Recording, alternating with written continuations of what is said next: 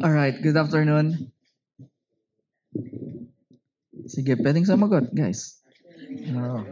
Alam kong matindi ang worship. Hello, hello. You're here.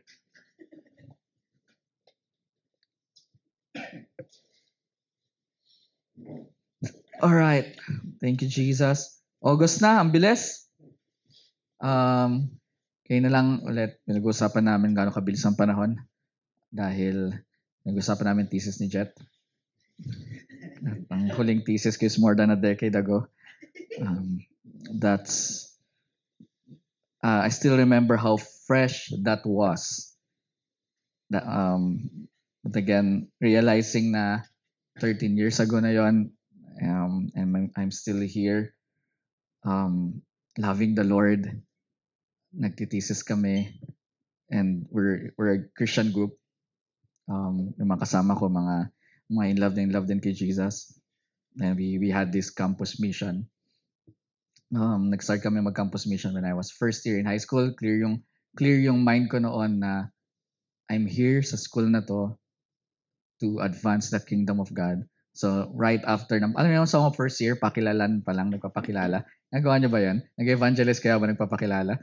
Hi, I'm JV. I really love Jesus and I hope that you will know Jesus. Just ask me about anything, any question about Him. I'm just there. And then, ganun lang. Then, naglapitan ngayon mga Christian. Oh, Christian ka. Oh, sige, para pa tayong pangalan, Christian. Alright. And, nakapag-start kami ng campus mission, pinaregister namin yan. And for 5 years of my engineering life, wala akong ibang nasa isip kundi mahalin si Jesus sa campus. Wala tagang pakialam sa course ko. Hindi ko talaga iniisip ang career ko. Wala akong pakialam matapos kung anong trabaho after or mataas ba yung grade ko. Praise God.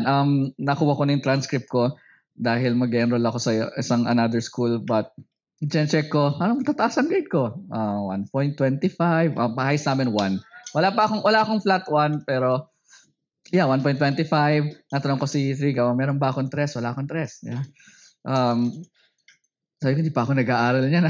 Literally, hindi ako nag-aaral before. I just doing the bare minimum of school because I'm clear. Lord, gusto ko lang makapagtapos, but I'm here for you.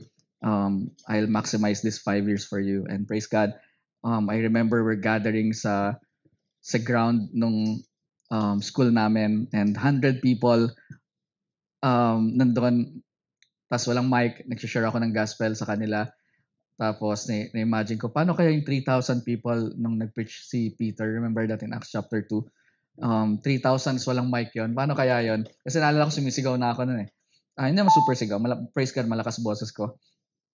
Alright, cool. Wala lang. Naalala ko lang, ang sarap lang mag-reminisce in this, just today, medyo dami kong reminiscing. Kanina habang naglalakad ako from parking, nandito ako sa One Rock. Tapos sabi ko, should I ask sila Vince na pumunta sa One Rock para tulungan akong magbuhat ng gamit, or buhatin ko to from One Rock to here? And I decided na parang, I have decided to follow Jesus. No turning back. So yung speaker, paano to? So inano ko muna lahat. Tapos parang, okay, kaya. Tapos naglalakad na ako, siguro nandun pa lang ako sa Starbucks, which is napakalapit. Nangalay na ako, parang, oh man, naabot ba ako dito? But habang nung naramdaman ko yung ngalay, alam mo yun, na parang, I used to do this every single Sunday. Like nung nag-church plant ako nag-aayos ng church, ako ang magpapakanta, ako ang magpipreach, ako ang sa offering, ako sa welcome, ang galing-galing ni pastor. Ako lahat, parang, I used to do this. And na-miss ko na ako lahat back when I was pastoring in Morong Rizal. So, pupunta ako doon ng sobrang aga, ayusin ko lahat, and then we welcome kay mga tao. And then, ako yung mag-exhort, hawak ko ng gitara. Come on, let's worship the Lord. Tapos, bababa ako, pipreach ako, tapos nanong ko pa, ay, ang saya nan. I feel like I'm a rock star in the kingdom of God. Unseen, but I feel like nandun yung joy. Kaya kanina parang, it's just so good to be still in love with the Lord, even ang dami na nangyari sa life ko. Graduate ako ng engineering. Wala naman ako naging trabahong engineering related. But I'm so happy sa trabaho ko ngayon. Thankfully, napunta ako dito. But anyways, the reason why I'm just reminiscing, ang dami nangyari sa week namin sa pamilya. I don't know if you're updated or not, but you can share. Ang daming nangyari, and I was, praise God, we are in this series of the eyes that see Jesus. And so habang nangyayari yung mga bagay na yon, um, the sleepless nights and mga kailangan namin pumunta sa hospital, kailangan pumunta sa police, kailangan namin asikasuhin to, ipa-notarize to, and kausapin yung naka-aksidente, kausapin yung na-aksidente, alam mo yan, yung bantay sa hospital ulit. And in the midst of that, parang after nun, uwi na kami ng bahay, may trabaho pa pala ako. Alam mo yan, parang, hindi ko pwedeng sabihin sa kliyente ko na parang, I'm sorry, book next week na kayo. Alam mo yan. Then, hindi lang isa, dalawa, tatlo, apat. Meron akong 7 kliyente. So parang, paano ko ito gagawin?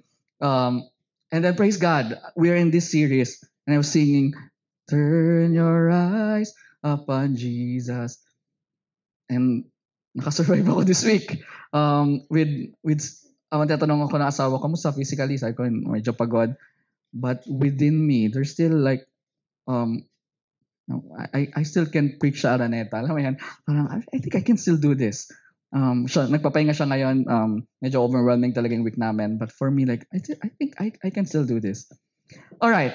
So having said that, we will continue our series, The Eyes That See Jesus. I hope and pray that after this series, we will all be always reminded to fix our eyes on Jesus. And so last week we talked about how blind we can be, right? Even if you're attending church, you can still be blind. Even if your whole lives you think na parang I'm a Christian, I pray, I read the Bible, but you can still be blinded by many things. All right? And that's dangerous because we can be following Jesus and still not seeing Jesus. We know about Jesus but still not seeing Jesus in your circumstances. So today we will talk a more dangerous topic. So the question now is, what if your eyes are open? I hope that your eyes are opened. All right. What if your eyes are opened, but your eyes are not fixed on Him? Okay. So the topic that we will talk about today is eyes fixed. Last week, eyes opened, but now we will talk about eyes fixed. Recap lang. Last week we talked about Luke chapter 10 when Jesus said to the disciples, "Blessed are the eyes that see what you see." And for this week, I parang ni-reflect ko siya. Will Jesus really tell me? No, JV. Pag nag-usap kami sa coffee shop, alam mo yan, di ko alam kung sariling coffee shop ko yun or sa Starbucks lang. But like, no, JV, you know what? Blessed are the eyes that see what you see. And pinaponder ko siya the whole week. Will you really tell me that, Lord? That with everything na nangyari sa life ko, will you still say, you know what? Blessed are the eyes that see what you see. You focus on these things. And if people can see through the lens of your eyes, they're so blessed. And parang hati ako na parang, yeah, ako to alam mo yan. I focus my eyes on you, Jesus. But still, it's a tough week. And then so akin na lang yan, yung sagot ko. But the question for you is, will Jesus tell you na, you know, Vince, blessed are the eyes that see what you see. Ivy, blessed are the eyes that see what you see. And then we talk about in Matthew chapter 6 that the eyes is the lamp of the body. If your eyes are healthy, then there's so much light within you. Your whole life will be full of light. If your eyes are unhealthy, then there's so much darkness in that. And other translation of this healthy is single. All right? If your eyes are single, the only time that Jesus asked us to be single is sa eyes. Okay? So be in a relationship. De, joke lang. Okay, if your eyes are single, nag-walk out si Jet tuloy. Joke lang. If your eyes are single, okay, that's the only biblical singlehood ever mentioned in the Bible. If your eyes are single, meaning focus in one direction, in one pursuit, all right, one journey. If your eyes are single, then your whole body will be full of light. But if your eyes are not single, then there's so much darkness. And I mentioned last week that where your eyes go, your life goes. Okay? Kung saan ka nagpo-focus, and then because what you focus on, you reproduce. Right? And so saan ka nagpo-focus, doon papunta yung life mo. And what you see determines your life. All right? So we talked about all of those last week, and we asked the Lord to open our eyes to see Jesus. Now, remember Paul, before he became Apostle Paul, sobrang passion, zealous niya for the Lord. But he was blind with many things. In even the blind man, technically the ex-blind man, kasi nakita na siya, right? In John chapter 9, and when he said, "One thing I do know, I was blind, but now I see." And so it's important that you can see. Okay, open your eyes. It's important that you see Jesus. And si Paul, nung nakita niya si Jesus, nabago yung buhay niya, his passion for Jesus, for the Lord, for Yahweh will be na-redirect, na-align, at napunta siya sa tamang calling niya. Si ex-blind man, na nakita niya si Jesus, naniwala siya, and then nag-worship siya kay Lord. So, it's really important to have eyes that can see Jesus.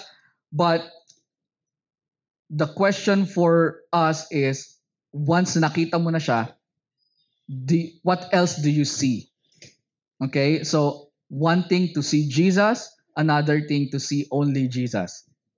Okay, so that's two different things, which is the reason why you can really say, I see Jesus. I've been a born again Christian for me, di ko mabilang, 17 years, 16 years, 17. Yeah, I've been in the Lord for 17 years. I can say that, and my eyes are opened before the Lord. But for 17 years, hindi ko masabi na for that 17 years, my eyes were fixed. Okay, because I still see other things. So, are your eyes fixed on Him? So, ayun yung pag-uusapan natin this afternoon. What else are you seeing? Will Jesus tell us, blessed are the eyes that see what you see? Because maybe, I see Jesus, I see this, I see that, and then pag may nakatingin sa mata mo, then sabihin nila, this is not ka-blessing, all right? So, this is pag-uusapan natin this afternoon. So, fix your eyes on Jesus. Hebrews chapter 12. If you have your Bible with you, open it with me. Hebrews chapter 12, verse 1 to 2. Therefore, if there's a therefore, then ask God why it is therefore. Pwede ko bigyan ng context. Since we are surrounded by such a great cloud of witnesses, let us throw off everything that hinders and the sin that so easily entangles. And let us run with perseverance the race marked out for us, fixing our eyes on Jesus, the pioneer and perfecter of faith. For the joy set before him, he endured the cross, scorning its shame, and sat down at the right hand of the throne of God. All right? So, of course, we will just focus on this chapter 2, fixing our eyes on Jesus. So, this is a command. All right? We're not called to just see Jesus. We're focused to open and fix our eyes on Jesus. All right? This makes sense? So, fix our eyes on Jesus. In the Bible, meron tayong pag-uusapan this afternoon na isang tao sa Bible. Somehow, medyo kaugali ko tong tao na to. And yeah, if I will be part of the 12 disciples, it will be JV, Peter, and John. All right? I'm pretty sure of that. Joke lang. But here we will talk about this man. His name is Peter. All right? And something, it's good to talk about you dahil sa ganda ng mga ginawa mo, right? Pero pasensya ka na, Peter, pag-uusapan natin yung mga failures ni Peter. It's also a good thing, di ba, na pag-uusapan yung failures ng ibang mga tao. Hindi, joke lang, don't do that. But we will talk about the things na nangyari kay Peter that we can learn. So Peter, he is the most, I believe, okay, this subject for argument, at even silang mga disciples nagtatalo-talo dito. But I believe Peter is the most passionate disciple ever. Nung wala pa si Paul, okay? Sa 12 disciples, okay, si Paul mga pang after the 12 yan eh. Pero aside from Paul, nung sa 12 disciple, Peter, James, John, Andrew, Nathaniel, Bartholomew pa. Hindi ko nakabisado yung 12 na yan. See, di ba, you can be with Jesus and then walang impact. Joke lang. Yung 12 meron yan, si nakalimutan ko yung mga pangalan. Patawad mga kaibigan. But I believe he is the most passionate among the 12, right? And yet, we all know he failed. We all know na, di ba nakagaan ng loob na parang, yung 12 disciples nga, na nagpalpak-palpak, ako pa kaya, right? So that's the reason why focus your eyes on Jesus, not on them. So we will talk about some of the things na nangyari sa life ni Peter, and then hopefully we can learn, and hopefully we can say, thank you, Jesus. I don't want to be like Peter. I want to be like you. Right? So let's talk about the first story. Peter walks on water. Wow, who wants to walk? Wow, doon pa lang tapos na ikaw kasi Peter, nag-uunahan pa kaming maglakad sa tubig. Alam mo yan? Buti wala ako doon. Okay, Matthew chapter 14. If you have your Bible, for sure you have Matthew chapter 14. Let's read this account of Peter when he walked on water. Verse 22.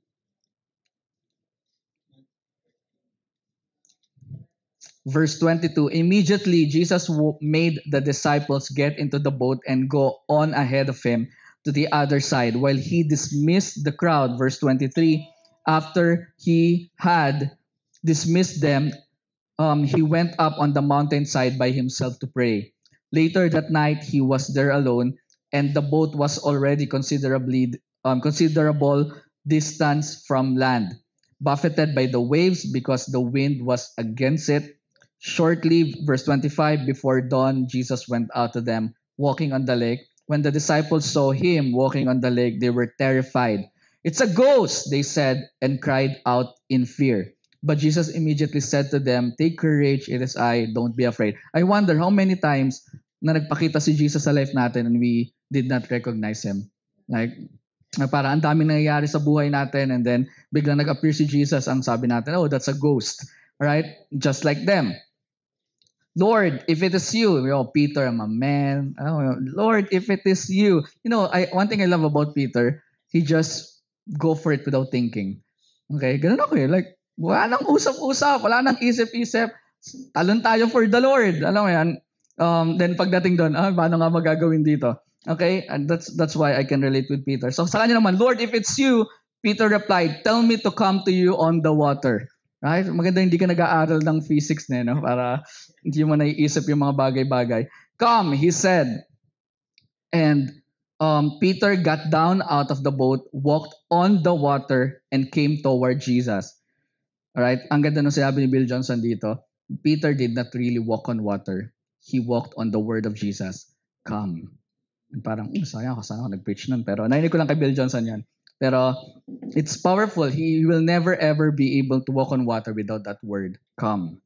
All right? But when he saw the wind, he was he was afraid and beginning to sink, cried out, Lord, save me. Immediately Jesus reached out his hand and caught him. You of little faith, he said, why did you doubt? And when they climbed into the boat, the wind died down. Then those who were in the boat worshiped him, saying, truly you are the Son of God. Or before I focus on Peter, how he failed to focus and fix his eyes on Jesus, minsan na-realize ko lang na as much as it's so powerful, amazing to do great exploit for the Lord. Remember, kung ako si Peter din, parang kung nandun ako sa boat, may kilalabas din siguro ako, alam mo yan. Pero one thing that I notice here, when Jesus climbed the boat, entered the boat, the storm stopped. Okay? The wind died down. And then na-realize ko na parang, what, sometimes it's good to like, mapabida ako, alam mo yan, I'll go out sa boat and go where Jesus is. Pero sometimes it's important also to pray for Jesus to come in sa boat para alam mo yan, yung mga takot sa waves, they will be at peace. Right? Kay Peter, parang bahala kayo dyan, bagyuhin kayo dyan. Basta ako, lalabas ako kung nasan si Jesus. Yung mga naiwan sa bangka, binabagyo kami. Alright? And it's good. Like, both of the stories are good.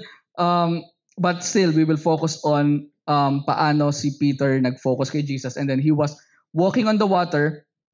And as long as his eyes are fixed on Jesus, he's walking, he's not sinking. But the moment he focus on the waves, siguro, siya, yes, biglang, alam mo yan, the moment he focus on the waves, then nag-start siyang mag-sink. And this is us. Okay? This is us. Maybe you have this moment in your life na parang, all for Jesus. Alam mo, may maraming moments of presence na parang all for Jesus. After retreat, lahat tayo, all for Jesus. Parang, rar! Tell us, Jesus, what you want us to do. We will do it. Alam mo yan, all of us. And worship night, siguro, in your room, your eyes were so focused on Jesus. Okay? Until may dumagdag na player dun sa perfect scenario mo with the Lord. And then nag-start kang mag-sync. Right? We're all guilty. Right? Na parang, yes, ito magiging ganto ko sa'yo, Jesus, forever. Like, I love you, Lord. May it be a sweet, sweet sound. And then something na mangyari, biglang may dumagdag na changes sa perfect environment natin. Then suddenly we're seeing our lives sinking because our eyes were not fixed anymore. Okay? And this is serious because there's no walking on water without eyes fixed on Jesus. Okay? It's the requirement. If you want to walk on water, fix your eyes on Jesus. And so if you are sinking in life, and yes, you can ask Jesus, Lord, help me, just like how Peter cried. It's amazing. Suddenly, all right, because of fear, there are two things. Okay, there are two things that will prevent us to walk on water: fear and pride. Okay, later I will explain that more. But it's surprisingly na ang isang fisherman, okay, hindi nakalimutan lumangoy. Right? Sa mga hindi nakaalam, si Peter ay fisherman since birth. Bata pa lang siya, nanguling siya ng isda. Ay trabaho ng magulang niya. So, sabihin, lumaki siya sa dagat, sa sea, and marunong siya lumangoy.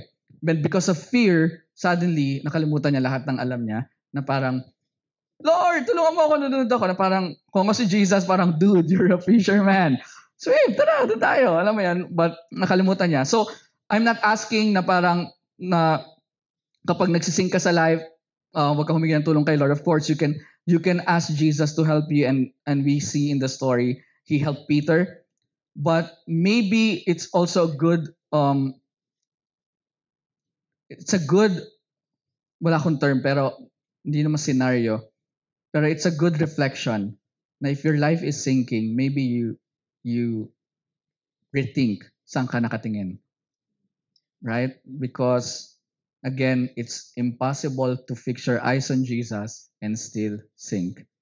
With Jesus, you can walk on water. So here's the principle that you can apply in your life.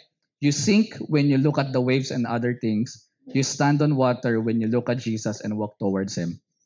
Okay? You sink when you focus on the waves and other things, but you walk on water when you focus and fix your eyes on Jesus.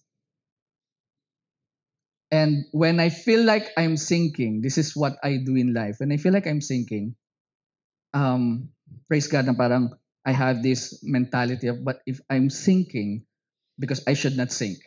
All right? Contrary to people will tell you, no, it's okay to sink. That's life. All right? It's okay na parang part ng buhay yan na, syempre minsan sa struggle mo, malulunod ka din sa buhay, and then wag ka mag-alala, si Lord, ililigtas ka. Okay? Just like Peter, Jesus will, if you cried out, Lord, help me, and Jesus will be there. I'm for that, but for me, I should not sink to begin with.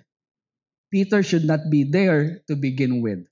And so I will not, this is my personal conviction, I will not justify my sinking and Jesus' heart to help me. I want to know why I am sinking, because I should not sink. I should be on the top of the water, walking on water with Jesus, but I'm sinking. And so every single time that, I'll be honest, of course, there are a lot of times that I see myself sinking, but praise God, the moment I realize that I'm sinking, I ask this question, am I focused on Jesus? Because if I am focused on Jesus, I should not be sinking. Or I should not be drowning. Because kung gusto ni Jesus na sa ilalim kami ng tubig, then I can be like a fish with Him. May ano parang, come on, Jesus, let's behold you. Let's behold you. Parang magulo na. I will behold you, right? Alam mo yan? But I should not be drowning. All right? And so what prevents us from walking on water is fear and pride. Fear will prevent you to step forward to begin with. Like parang, ayoko dyan. May, alam mo yun, the 11, sorry, ilan ba sila? 12. Oh yeah, the 11, they stayed on the boat. Fear will stop you to gawin yung unang hakbang. Or fear will stop you to continue walking. All right? Fear will let you think that the waves are bigger than Jesus. Okay, na parang nakita ni Peter yung waves, natakot siya, and then lumubog siya. But here's the thing about pride. Pride will prevent you to come back and walk on water again. Okay? So wanting to be afraid and then you overcome the fear, but pride will prevent you to come back and walk on water again. If remember ito, common story, and I'm guilty. Okay, I'm guilty of this, and I know guilty din kayo. Damay ko na kayo, right? When you're sinking, nag-struggle ka, and you somehow like drowning. Tulungan niyo ako. Suddenly, hindi mo alam mag-pray. Suddenly, hindi mo alam magbasa ng Bible. Suddenly, lahat ng mga Bible verse na kinabisado mo, hindi nagme-make sense kasi naalala mo lang 10 commandments. Alam mo yan? Parang hindi ko dito mag-work sa akin. Ano yung mga promises? Suddenly, all His promises nawawala sa mind mo. Nalunod ako. And then, someone will tell you, just fix your eyes on Jesus. Ano maramdaman mo? Ako? Hindi nakafix kay Jesus? Don't you know me? I'm the lead pastor of Presence Philippines. Joke lang. Or kind of parang, no, I'm a bona fide member of Presence Church. Don't you know Presence Church? 7 lang kami. Alam mo yan? But we love Jesus. Pride. Right? The common words will be this. Of course, I fix my eyes on Jesus. Don't tell me what I already know. I fix my eyes on Jesus. But still, even if you fix your eyes on Jesus, syempre may mga bagay sa buhay natin. Remember the justification? May mga bagay sa buhay natin na nangyayari talaga eh. Right? That's pride. Because if you fix your eyes on Jesus, you should not be drowning. The drowning and the sinking shows that you are not fixing your eyes on Jesus. Okay? Every single time that Rika will tell me, ba't ka nag-struggle? Ba't ka ba't daw ako nag-worry? And parang sabi, just fix your eyes on Jesus. Minsan parang nandun yung pride na parang, of course I know that. Of course. Why am I worrying? And praise God na parang na-realize ko after kong magkaroon ng moment of pride na parang, yeah, I should be above the water. Okay, Lord, sorry. I'm sorry. I know that I need to fix my eyes on you, but the sinking and the drowning shows that I'm not. All right? So the pride will prevent you to come back and walk on water again. So you can be defensive, right? Whenever people will tell you to fix your eyes on Jesus because you're drowning, or you can be humble and tell them, you know what? Yeah, you're right. Thank you for reminding me that I should fix my eyes on Jesus so that I can walk on water again. All right? So if you're focused on Jesus, you should be walking on that water and not sinking or drowning. So every single time that we feel like we're drowning in life, we forget how to swim, we forget how to enjoy, we forget how to be at peace, then just sit down and list down all the things that you see. Because maybe, yes, you see Jesus, but He's one of those. And that will lead us to another story of Peter Mamen. Okay? In the mountain of transfiguration. Remember that story? In Matthew chapter 17. So, 3 chapters from this story, Matthew 17. It's the transfiguration story. Sinama ni Jesus yung best three niya, Peter, James, and John. Okay? So after 6 days, Jesus took with him Peter, James, and John, the brother of James, and led them up a high mountain by themselves. There he was transfigured before them. His face shone like the sun, and his clothes became as white as the light. I remember the song last week. For I know that your eyes is like flames of fire. I know that your hair is white as snow. Basically, they saw the glory of Jesus.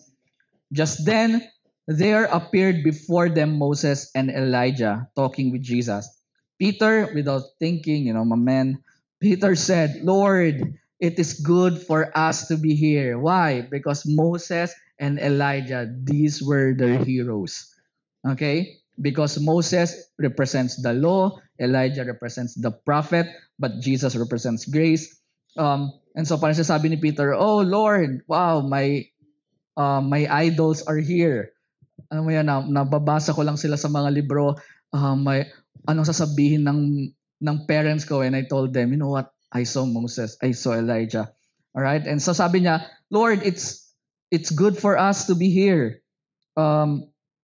If you wish, I will put three shelters, one for you, one for Moses, one for Elijah.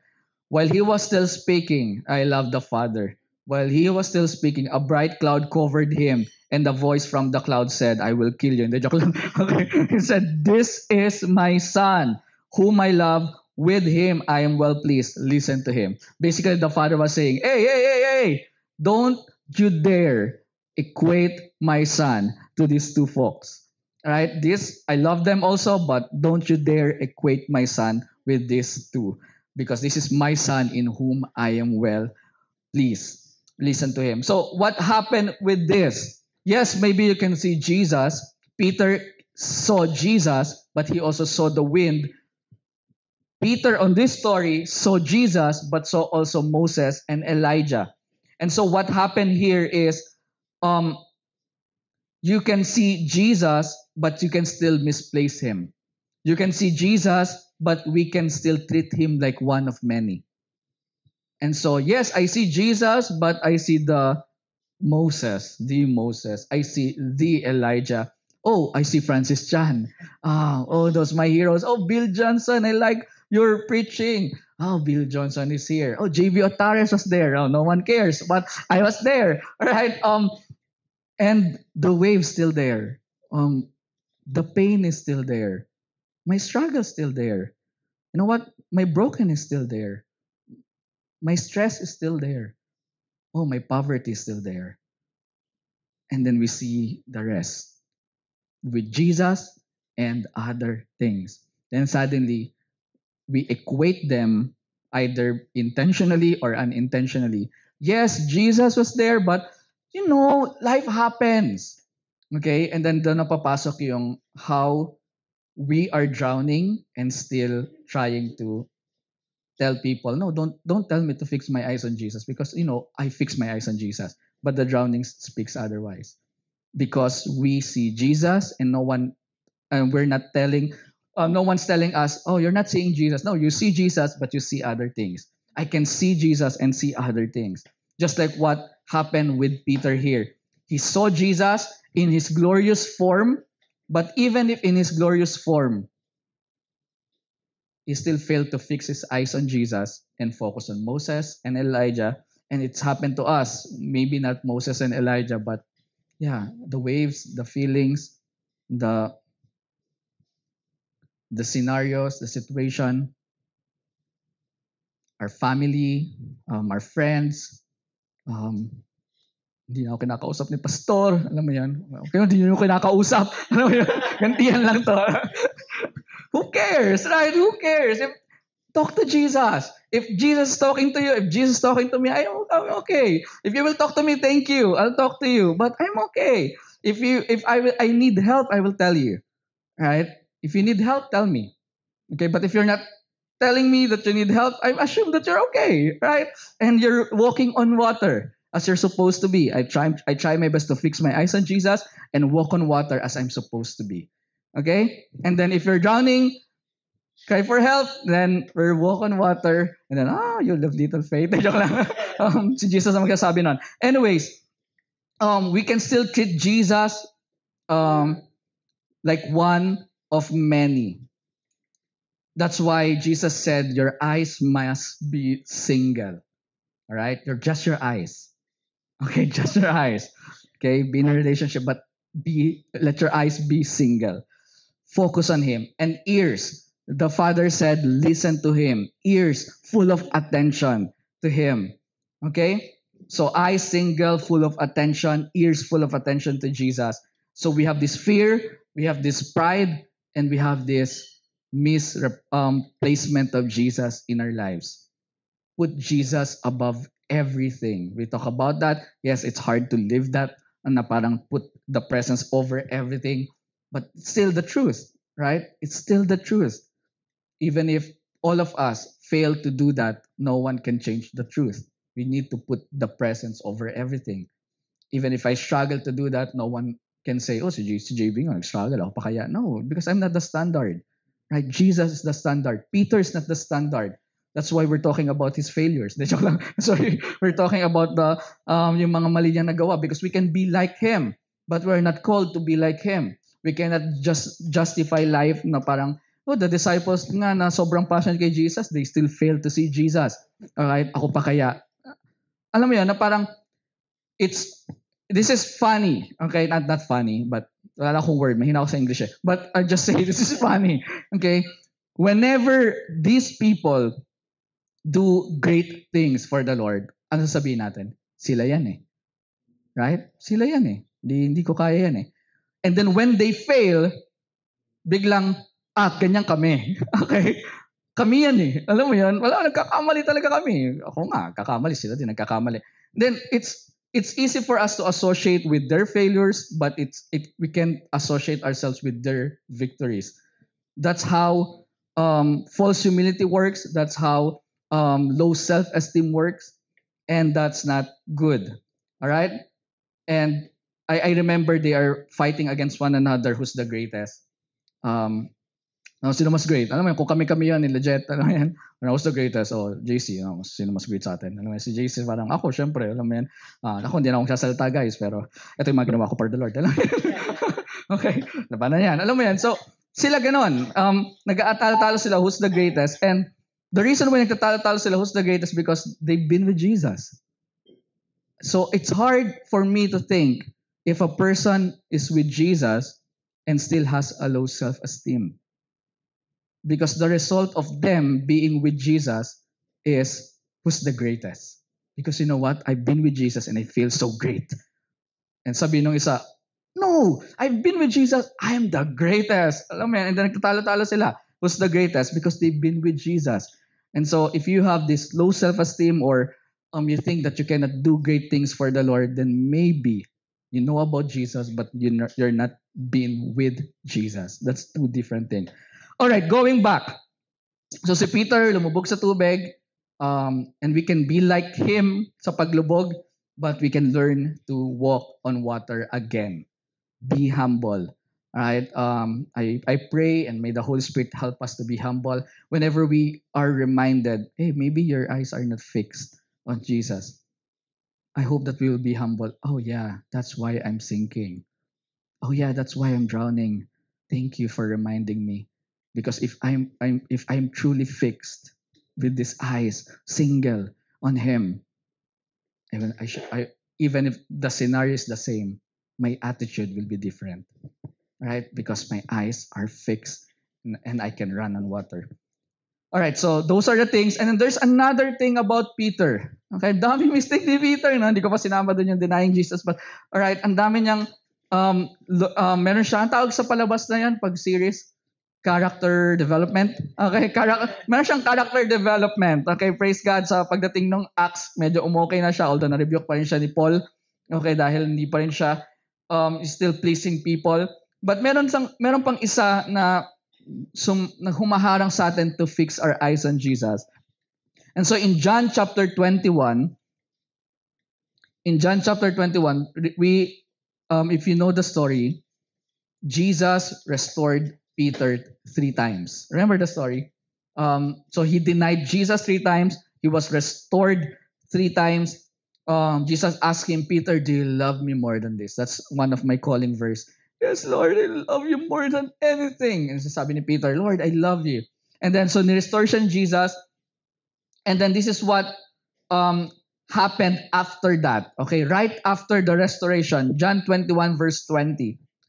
Peter turned and saw that disciple whom Jesus loved, that's John, and he's the author of John. So, he's the author. He can tell kung ano man tawag sa kanya. Kung ako nagsulat ng libro, JV, the most passionate disciple on earth. All right? Peter turned and saw that the disciple whom Jesus loved was following them. Verse 21. When Peter saw him, he asked, Lord, what about him? Okay? Jesus answered, if I want him to remain alive until I return, what is that to you? You must follow me. Okay? Fear, pride, misplacing Jesus. And then there's another thing, comparison. Okay? Like, Lord, what about him? Okay? Lord, I will follow you, but si JC hindi naman ko pinafollow. Hindi, pinafollow mo si Jesus, okay? I just follow him more. But, joke lang. I'm just kidding, bro. But, what about him? What about her? Why, Lord, mas binibless mo sila than me? Okay? Or why is that they're mas okay yung situation nila than me? Lord, yes, I will follow you, but answer this first. What about them? Okay? And the reason why comparison can remove your eyes na nakafix kay Jesus, because unknowingly when you compare, you're focusing on what Jesus is doing sa ibang tao than sa life mo. And with that, hindi ka nakatingin kay Jesus. And soon, you will sink. Alright? So comparison is a trap that pulls your eyes away from Jesus. So some of us may be sinking. I believe wala sa presence, but some Christians may be sinking.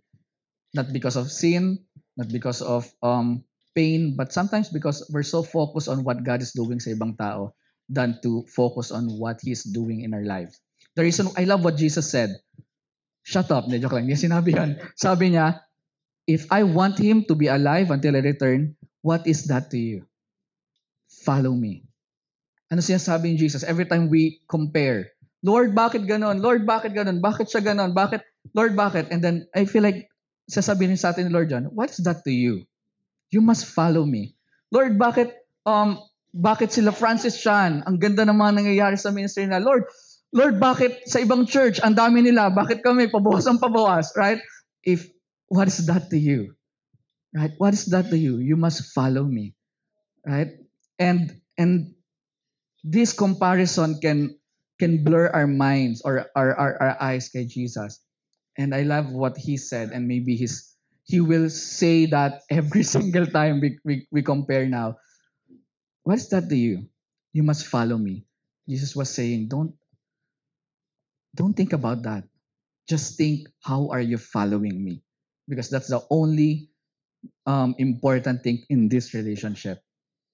Follow me. If maging tatlo na lang kayo sa presence, what is that to you? Follow me. Continue. If mas marami ka ng ginagawa kaysa kay ganito, alam mo yun, parang pwede sabihin ni Ivy, bakit ako na lang lagi ang nag-aayos ng communion elements? Ako na ang bumili, ako na nag-order, ako na lahat. Bakit ako ganun? Tapos si Vince, ganun-ganun lang. Alam mo yun, si Reyes, ganun-ganun lang, attend. Tapos worship. Tapos hindi naman siya bumili ng kung ano-ano. Right? Si Jet papasok, tapos wala man lang nasasabihin sa akin, alam mo yun, para tulungan kita. Walang ganun. Alam mo yan, pwedeng sabihin ni Ivy yun eh. Sabihin pala, paano mo nalaman? Joke lang. Pwede, right? Na parang, and then walang tumutulong sa akin. And Jesus will say, what is that to you? Follow me. Right? Let them follow me, but focus on me. Kaya nabuti nagawa ko tong sermon na to. Nagbubuhat ako, what is that to you? Follow me. And then, praise God, habang nagdalakad ako. Mabigat naman talaga siya. Okay? And then, ang dami ko nadala. And then, there's so much joy within na parang, oh yeah, praise God, hindi ko sila tinawag. Because if tinawag ko sila, I will miss this opportunity to have this moment with you, Lord. Oh, I love this, God. I love my basang kilikili for this. Okay? Nag-long sleeve pa ako for this. Okay? Kung alam pala, nag-jacket pa ako. Just, alam mo yung, my sweat glance is yours. I offer this to you, Lord. I love you so much. That's why, parang, karating na ako, kailang stop din naman ako, nakangalay. Kasi nag-gym ako eh. Alam mo yan, medyo sakit lang yung mga braso ko, pero alam mo yan, parang, oh Lord, I will do this 3 more rounds for you. Alam mo yun, parang pagdating ko sa Finman, balik ako muna. Alam mo yan, I'll do this more. But guys, what is that to you? Follow Him. Right? Fix your eyes on Jesus. If someone sink or sunk, tama ba English ko? O sink, drown, what is that to you? Encourage people, remind them to fix their eyes on Jesus. But fix your eyes. Okay? If someone is blessed, then what's that to you? If the Lord wants you to learn something, then what's that to you if He's not doing that to other people? Why is that, Lord? Lahat yata ng struggle na punta sa akin, but lahat ng nasa presence ang saya-saya. Alam mo yun? What's that to you? Fix your eyes on Jesus. Alright? Remind people to fix their eyes on Jesus, but make sure that you yourselves, your eyes are fixed. Your eyes are single. Okay? Fix your eyes on Jesus. Ayun lang. Di ako galit. Di ako galit. Okay. I really feel like this is really important. Okay. I'm not bragging na 17 years with the Lord. I'm still the fire is less when I was young. Okay, pag nung bata ka, wala kang ibang iniisip sa buhay mo. Ngayon may pamilya na akong iniisip. Kaya nga sabi ni Paul, 'di ba, na parang it's better not to marry. Because that's true, because nung single ka, wala kang ibang iniisip. And that's so true. But when you have a family, then that's also true. Hindi mo pwedeng sabihin, kanya-kanya tayo. Bigay natin buhay natin kay Jesus, kanya-kanya. No, it should be like the whole family. And then I think of sa wife ko. And then pag nagkaanak kami, isipin ko yung mga bata na yun. Ano ba kayo? Okay? Parang buhat ko yung mga gitara, buhat ko pa sila. Parang, ayoko na, joke lang. Ayoko na maganda, joke lang. Mag-aanak kami, syempre. Sa tamang panahon. Sa tamang panahon. Okay, nasaan ako? Nawala ako sa sermon ko. But, fix your eyes. Fix your eyes. The eyes that see Jesus, wanting to have it open for the Lord or to see, but there's another battle that we need to fight every single day. I see the waves, I see other things, but I choose to see just you, Jesus. Okay, I am not refusing to admit my reality, but this is my confession. I'm struggling, may problema kami sa ganito, may problema sa ganyan, may kailangan akong gawin dito. These are all real, but I choose to fix my eyes on you and no other else. I'll walk on water, I'll walk on this struggle, and because I should not be drowning, I should be walking. And the principle, no walking on water without fixing your eyes on Jesus.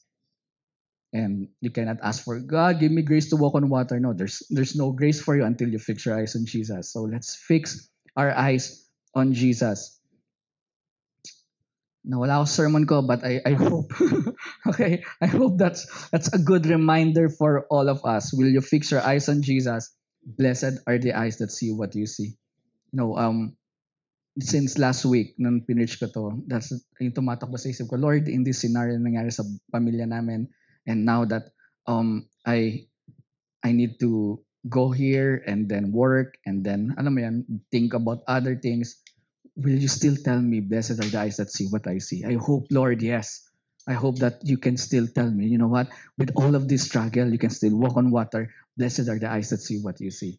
And I hope that all of us in presence, sa dami natin dito, the whole congregation, Jesus will say, blessed are the eyes that see what you guys see. Right? Can we all stand? At lahat tayo maglalakad sa tubig.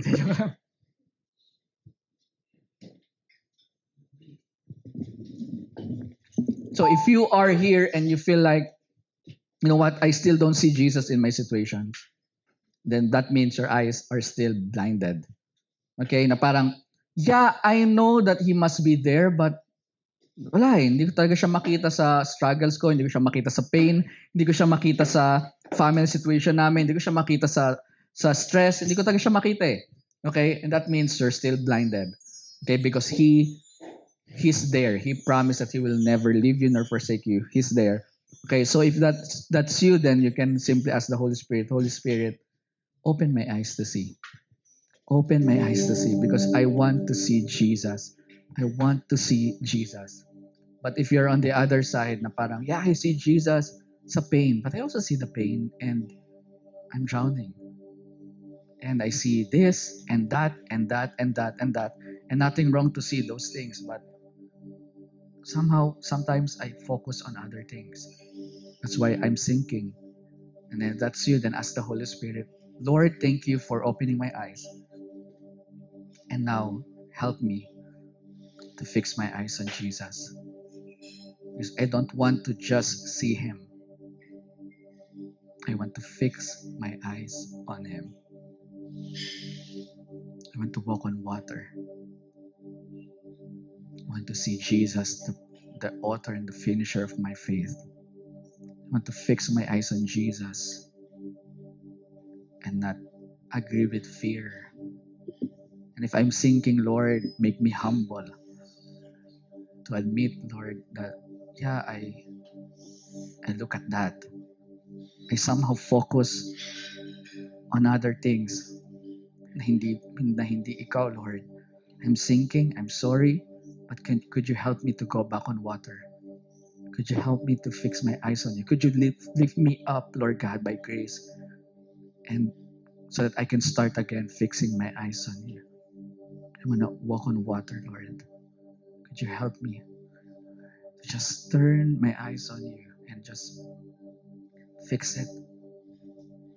And I hope until you return, you will find me fixing and gazing my eyes on you.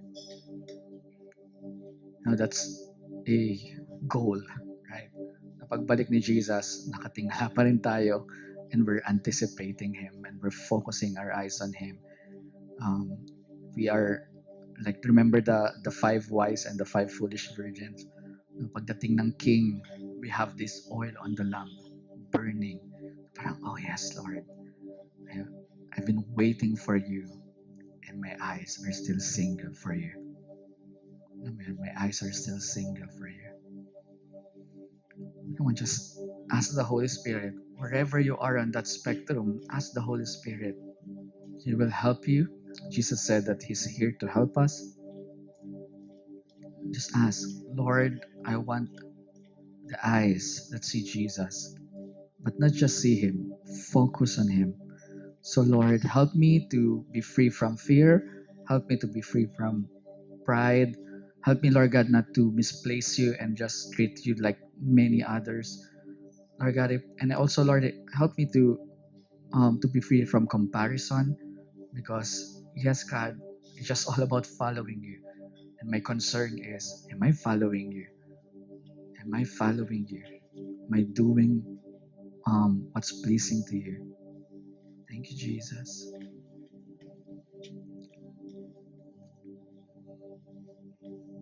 As you commune with the Holy Spirit, let's sing this old song, a hymnal actually, to remind us to fix our eyes on Jesus, to turn our eyes on Him, no other else.